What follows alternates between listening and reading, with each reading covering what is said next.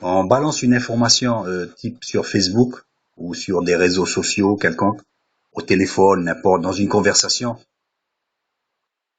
on va pas aller systématiquement prendre l'avion pour aller voir si cette information en Russie ou en Éthiopie ou que sais-je, si elle est vraie. On fait un acte de foi, exactement comme dans la Bible, on fait un acte de foi. Parce qu'on pense que c'est possible, vu la corrélation avec d'autres événements, avec ce qui se passe dans le monde, avec notre connaissance que nous-mêmes nous avons prise à droite à gauche, de par notre expérience, de par nos acquis, de par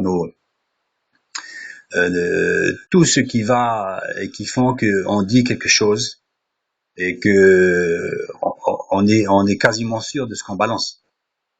Dans ces choses-là où il y a aussi un acte de foi, ce qui est biblique. Donc, euh, ne prétendons pas que la Bible a dit ça, alors il faut vivre comme cela, parce que le contexte de ces époques prêtait à cette interprétation une interprétation seulement, et qui aujourd'hui les choses doivent être mises dans le contexte d'aujourd'hui.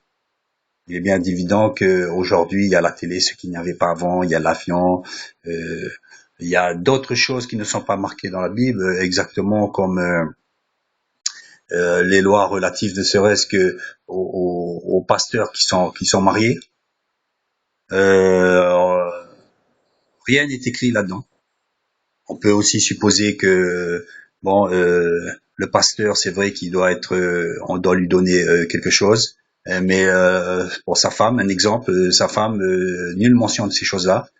Et donc, on peut tout à fait induire des règles entre guillemets parce que tout est rapport par rapport au cas particulier de chacun. Il est évident que la femme ne rentre pas en ligne de compte dans la prise en charge d'un pasteur, c'est à part. Donc maintenant, si cette femme est riche, a une fortune personnelle, etc., là encore les règles sont différentes parce qu'il est évidemment qu'elle peut s'entretenir elle-même et que donc de ce fait, le pasteur peut avoir beaucoup d'enfants. Mais on en revient à l'essence même qui dit que bon, tu veux t'occuper des affaires du Seigneur, sois célibataire.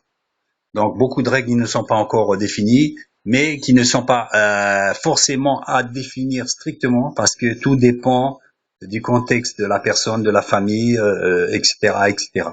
Donc la Bible, je le redis encore, n'est pas une fin en soi, mais une trame, une base, un repère pour aller plus loin.